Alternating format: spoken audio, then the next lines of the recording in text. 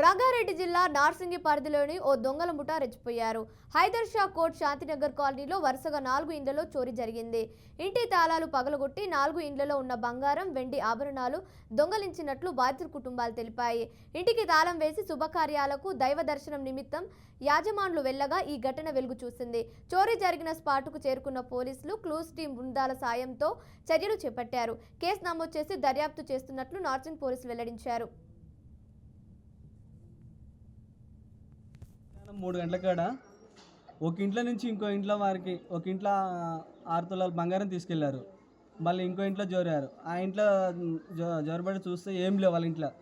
మళ్ళీ తర్వాత ఇంకో ఇంట్లో జోరబడ్డారు. ఆ ఇంట్లో 2 lakhs తీసుకుపోయినారు. ఇంకో ఇంట్లో జోరబడ్డారు. అక్కడ ఆ ఇంట్లో కూడా చోరీ చేసి 1,50,000 తీసుకున్నారు. అదేవిధంగా మళ్ళీ బంగారం కూడా వాళ్ళ ఇంట్లోనే 1,50,000 తీసుకుని బంగారం కూడా ఎత్తుకెళ్లారు.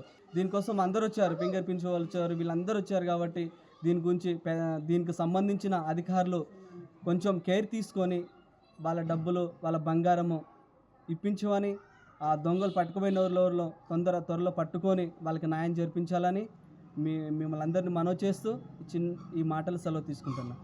తెల్లజానం 3 గంటల కాడ ఒక ఇంట్లో నుంచి ఇంకో ఇంట్లో వారికి